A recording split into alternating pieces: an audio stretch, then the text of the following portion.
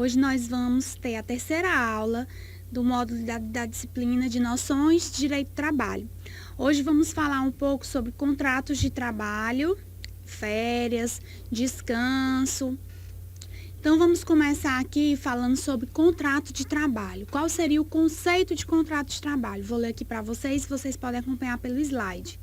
É o acordo de vontades, tácito ou expresso, pelo qual uma pessoa física coloca os seus serviços à disposição de outrem, a serem prestados com pessoalidade, não eventualidade, onerosidade e subordinação ao tomador de serviços. Conforme a gente viu na aula passada, esse conceito traduz justamente um acordo que é feito de vontade entre o empregado e o empregador para que se realize esse contrato de trabalho, tendo como característica aqueles 5 elementos que compõem a relação de emprego que a gente viu na aula anterior. Bom, e quais são os tipos de contrato de trabalho? Nós temos vários tipos. Nós temos o contrato, quanto à forma, o contrato ele pode ser tácito, que é quando ele é firmado a prestação de serviço pelo obreiro, o empregado ao empregador, sem que haja oposição de nenhum deles, de forma que fique ajustado o contrato de trabalho tacitamente, ou seja, o trabalhador ele começa a prestar serviço para o empregador indefinidamente e como não é feito nada escrito, né, não se trata de um contrato de trabalho com carteira assinada, ele é considerado como sendo de forma tácita, ou seja, considera-se que o empregado tacitamente ele concordou com a prestação daquele tipo de serviço, já que não foi acordado por escrito.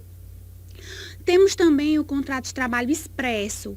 Esse já é aquele contrato que é acordado de forma clara e precisa entre o trabalhador e o empregado.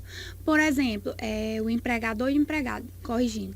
Nesse caso, o empregado ele sabe quais são as condições de trabalho, fica determinado a carga horária, fica determinado o salário. Então, fica tudo expressamente determinado entre o empregador e o empregado.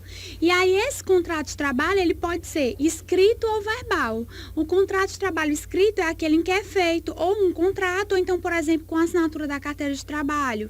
Então, tem-se uma prova escrita ou uma forma escrita da realização desse trabalho, enquanto que o contrato de trabalho verbal, ele é acordado entre as partes, só que apenas de forma verbal, né? Não fica nada no papel, mas ele também é acordado entre empregado e empregador.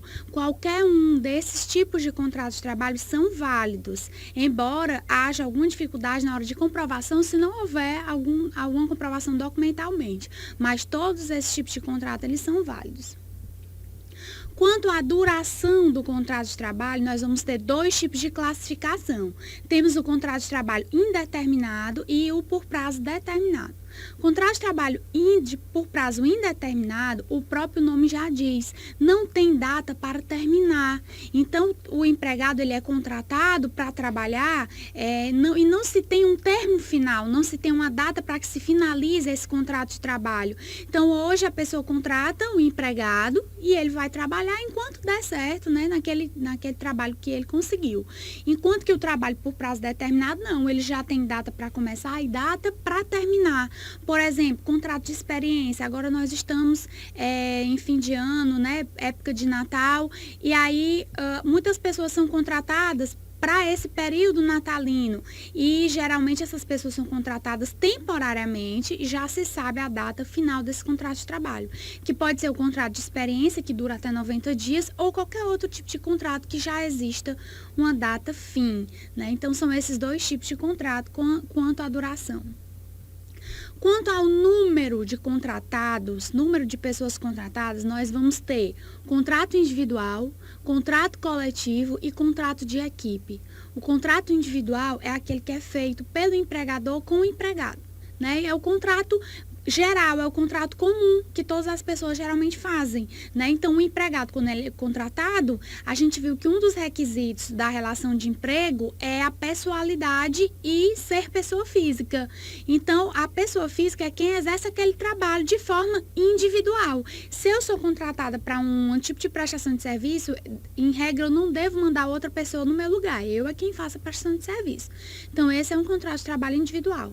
O contrato de trabalho coletivo, coletivo é quando ele é feito através de acordos ou convenções coletivas, certo? Então, quando há um acordo ou convenção coletiva de um sindicato contratando várias pessoas ao mesmo tempo, considera-se uma contratação coletiva, mas esse tipo de contratação não é muito comum.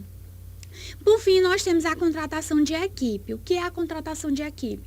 Quando eu preciso contratar um aglomerado de pessoas indissociáveis. Eu preciso daquela quantidade. Por exemplo, se eu sou proprietária de um restaurante, eu contrato uma banda para tocar todos os finais de semana. Eu estou contratando aquelas pessoas que compõem a banda, né? Então, é um contrato coletivo porque a banda ela precisa do vocalista, ela precisa da pessoa que toca o baixo, do baterista. Então, todas aquelas pessoas compõem o contrato de trabalho. E quando encerra, vamos ver agora a cessação do contrato de trabalho, ou seja, o término do contrato de trabalho, que no meio jurídico nós chamamos de rescisão, né? Quando interrompe-se o contrato de trabalho porque ele se finaliza. Existem várias formas de finalização do contrato de trabalho. Por exemplo, quando nós estamos diante de um contrato de trabalho por prazo determinado, aquele que sabemos o dia do fim, o final do período estabelecido, ele é feito de comum acordo pelas partes, porque já se sabe o dia do fim. Nós temos o contrato por prazo indeterminado, né? E aí a resolução desse contrato, ou seja, o fim, ele acontece de várias formas. Nós temos a resolução por justa causa, sem justa causa, por pedido de demissão do empregado ou por distrato. E aí nós vamos ver cada um deles a partir de agora. A cessação do contrato de trabalho sem justa causa, né? Ou seja, quando o empregado ele não cometeu nenhuma das faltas elencadas lá no artigo 482 da CLT, né? Ele não deu motivo ao término desse contrato de trabalho. Então, o empregador decidiu demiti-lo por algum motivo que não é justificável, ou pelo menos que não está previsto como falta grave na CLT. Nesse caso, quais são as verbas que o trabalhador tem direito a receber se for demitido sem justa causa? Ele vai receber o aviso prévio, que pode ser trabalhado ou indenizado, né? Se o empregador der o aviso prévio e deixar o empregado trabalhar o último mês, a gente chama de aviso prévio trabalhado. Ele já sabe que vai sair dali a um mês, porque já recebeu o aviso prévio. E será indenizado se o empregador demiti-lo e a partir do dia seguinte já mandar ele passar no setor de pessoal para fazer a rescisão. Então, ele vai receber uma indenização referente ao valor de um salário, que a gente chama de aviso prévio indenizado. O trabalhador vai ter direito também a receber saldo de salário referente aos dias de trabalho que ele realizou naquele mês em que ele está sendo demitido. Ele vai receber férias integrais que ele não tenha gozado, que ele não tenha curtido de forma indenizada, ou férias simples, ou férias em dobro, conforme o período de concessão dessas férias, se está vencido ou não, todos acrescidos de 1/3 constitucional. Ele vai receber também férias proporcionais àquele ano em que ele está sendo demitido, acrescidas também de 1/3 constitucional. Vai receber 13º salário proporcional relativo àquele ano em que ele está sendo dispensado. Indenização de 40% do FGTS, vai receber o levantamento do FGTS que já esteja depositado na conta da Caixa Econômica Federal. Vai receber também as guias do seguro-desemprego, né, caso ele tenha direito à percepção de alguma parcela do seguro-desemprego. Vai receber uma indenização no valor de um salário mensal de trabalho, caso a dispensa tenha ocorrido nos 30 dias que antecedem a data base da categoria. Bom, então, a demissão sem justa causa é a que dá mais direitos para o trabalhador. Vamos ver agora a cessação do contrato de trabalho por demissão por justa causa, ou seja, quando é que ela vai ocorrer? Quando o empregado cometeu alguma falta grave que está prevista lá na CLT. Nesse caso, a lei ela dá direito ao empregado, o empregador demitir o empregado sem que ele receba todas as verbas a que tem direito. Então, nesse caso, o trabalhador, como cometeu uma falta grave, ele vai receber apenas saldo de salário do mês que ele trabalhou e férias vencidas, se houver, mais 1/3. Até as férias proporcionais ele perde, até o 13º proporcional ele perde. Então, só recebe essas duas verbas, só tem direito a esses dois pagamentos. Quando o empregado pede demissão, ele também tem reduzido as verbas rescisórias a que ele tem direito. Então, quando ele pede demissão, o contrato de trabalho se encerra por vontade do empregado, né, por ele ter pedido demissão, e ele só vai ter direito a saldo de salário daquele mês que ele trabalhou, férias integrais que não tenham sido gozadas, simples ou em dobro, dependendo do período aquisitivo, mais um terço constitucional, férias proporcionais referente àquele ano que ele está sendo demitido, mais um terço, e o 13º salário proporcional também referente ao ano em que ele está sendo demitido. Então, se ele pedir demissão, ele vai receber aí essas 4 verbas trabalhistas. No caso de distrato, o que é o distrato? Que é o último exemplo que a gente tem a dar. É quando o próprio empregado e o empregador resolvem de comum acordo encerrar com o contrato de trabalho. Então, as duas partes estão querendo pôr fim ao contrato de trabalho. Nesse caso, o empregado, como forma de proteção, ele vai ter direito a todas as verbas que ele teria no caso de demissão sem justa causa, uma vez que o empregador concordou com o encerramento desse contrato de trabalho. Nós temos um instituto chamado de rescisão indireta. O que é a rescisão indireta? É quando o empregador ele quer demitir o empregado, mas ele não quer fazer essa demissão sem justa causa, porque dá direito a todas aquelas verbas trabalhistas que nós falamos ainda há pouco. Então, o empregador, ele fica dando motivos, ele fica criando situações para o empregado pedir demissão, porque aí os direitos trabalhistas serão pagos de forma reduzida, como a gente acabou de ver. Então, nesse caso, o que o empregador faz? Exemplificando para vocês, ele exige do empregado serviços superiores às suas forças de trabalho, coloca o empregado para trabalhar de forma exaustiva, em uma carga horária superior à que ele está acostumado a trabalhar. Ele pode causar situações de humilhação do empregado, tudo para forçar o empregado a pedir demissão. Nesse caso, havendo a comprovação de que o empregador está dando causa para o empregado pedir demissão, nós chamamos de rescisão indireta, porque o empregador está forçando o empregado a pedir demissão. Então, nesse caso, o empregado vai ter direito a receber todas as verbas trabalhistas como se estivesse sendo demitido sem justa causa. Vamos falar um pouco sobre o salário mínimo. O salário mínimo, ele é um valor estipulado através de lei, né, nacionalmente, um valor mínimo que deve ser pago para todo trabalhador urbano ou rural, para que ele consiga pagar ou suprir as necessidades de sua família, como higiene, moradia, alimentação, não da pessoa individual, mas sim de toda uma família.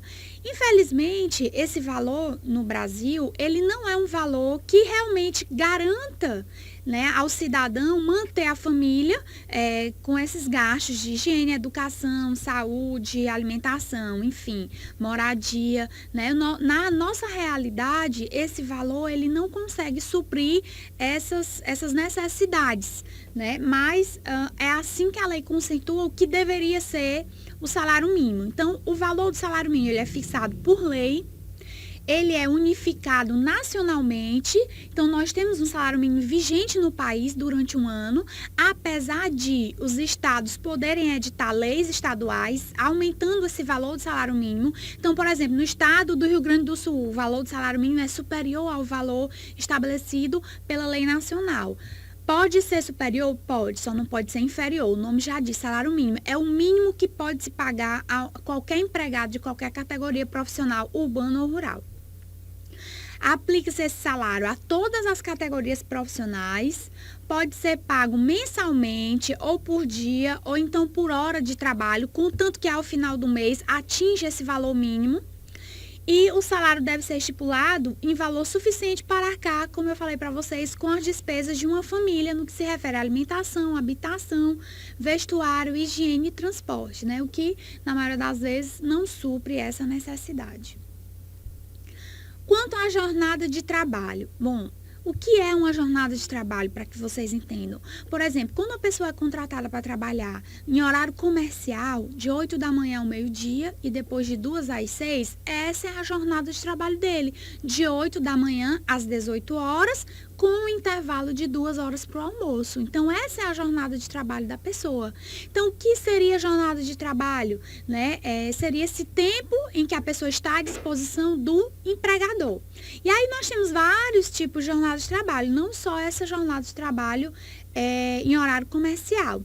Então, há alguma limitação dessa jornada de trabalho. As leis trabalhistas, elas limitam a jornada de trabalho para impedir o quê? Que o trabalhador fique em uma situação exaustiva, né? Que o empregador não explore a força de trabalho do trabalhador, do empregado. Então, existe um limite, né? Para que essa jornada de trabalho não seja como antigamente, por exemplo, que se tinha um trabalho de 14 horas diárias, né? Então, isso não pode mais ocorrer desde que nós tivemos a nossa Constituição Federal de 1988. Então, a limitação, ela se dá para preservar a saúde física e mental do trabalhador, para proporcionar mais tempo para o trabalhador desfrutar da vida social, da vida em família, vida cultural, esportiva, de poder sair, passear com a família, realizar uma atividade esportiva, né? Enfim. E também para manter os níveis dos postos de trabalho. Por exemplo, nós vamos aqui analisar uma profissão como enfermeiro. Muitos enfermeiros trabalham em vários empregos, tem vários empregos. Aí eles fazem plantão, por exemplo, de 24 horas em um hospital, sai desse plantão, vai direto para outro de mais 24 horas, e aí a exaustão do corpo físico, ela é clara, é óbvia, e aí começam a acontecer alguns erros, né? Como a gente vê às vezes passar na televisão, que era para ser ministrado soro na veia do paciente, foi ministrado outro tipo de líquido que não soro, e aí o paciente vem a óbito, enfim. Isso é ocasionado justamente por essa exaustão física que faz com que a qualidade do serviço ela reduza, ela se perca. Então, esse é outro objetivo para que se mantenha essa qualidade. Qual é a jornada normal de trabalho que nós temos hoje na CLT? Nós temos uma jornada normal de trabalho de 8 horas diárias ou 44 horas semanais. 44 horas semanais, está definido lá no artigo 58 da CLT. Então, não pode ultrapassar esse valor de 8 horas diárias ou 44 semanais. Essa carga horária ela é dividida em 6 dias por semana. Por quê? A semana tem 7 dias, mas um dia tem que ser reservado ao repouso semanal remunerado, né? Que é preferencialmente aos domingos. É um dia em que o trabalhador não trabalha, mas ele recebe por aquele dia em que ele está descansando. Jornada extraordinária. O que é isso? É o que a gente chama de hora extra.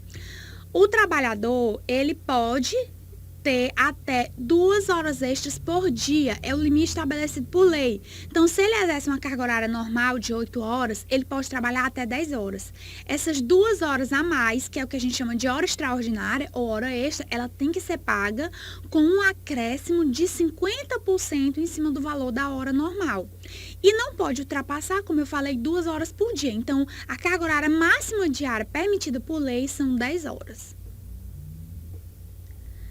Vamos falar um pouco sobre o acordo de compensação e prorrogação dessa carga horária de trabalho, dessa jornada de trabalho. Nós temos acordo de prorrogação. O que é isso? É o ajuste entre o empregador e o empregado, que é feito de forma individual com aquele empregado, ou então por meio do sindicato da categoria profissional, para realizar habitualmente trabalho em sobrejornada, ou seja, em hora extra. Mas isso tem que ser acordado com o trabalhador e não pode ultrapassar as 2 horas diárias, como eu falei anteriormente.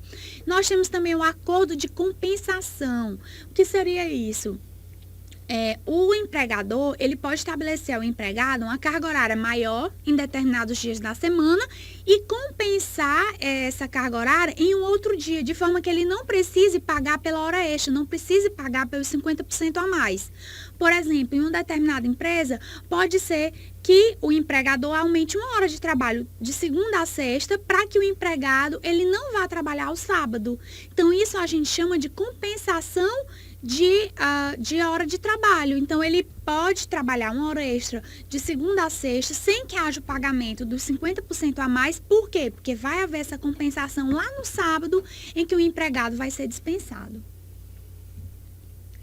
Nós temos também o Instituto do Banco de Horas. O banco de horas, ele é feito da seguinte forma: o empregado, ele trabalha e todas as horas de trabalho dele vão ser incluídas em um banco de horas e é feita uma compensação de jornada, e esse banco de horas, ele tem a duração de 1 ano, tem validade de 1 ano. Então, ele deve ser feito com a concordância do sindicato dos empregados, através de acordo ou convenção coletiva.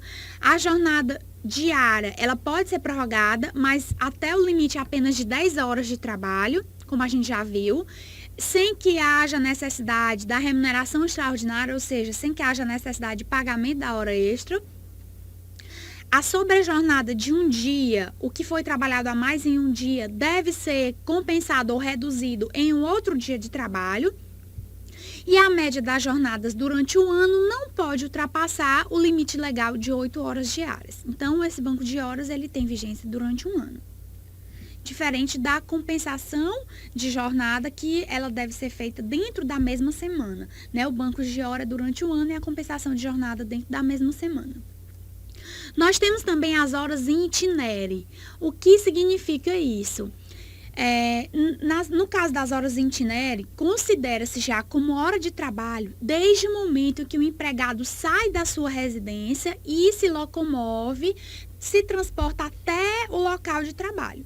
Então, por exemplo, se ele leva 1 hora para se deslocar de sua casa até o local de trabalho, essa 1 hora já é contada como hora de trabalho, que é o que a gente chama de hora em itinere. Mas não é qualquer deslocamento que dá ensejo a essa hora de trabalho, somente nos casos em que a empresa ela esteja localizada em um local de difícil acesso e não seja oferecido ao empregado serviço de transporte.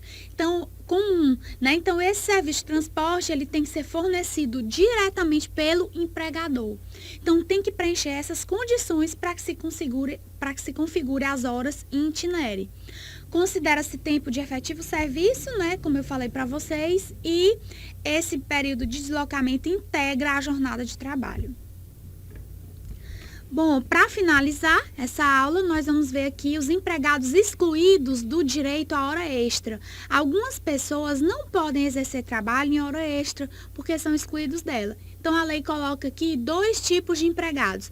Os empregados que exercem atividade externa incompatível com o controle de jornada, né? Ou seja, não tem como auferir esse controle de jornada de trabalho, então não tem como ser deferido hora extra.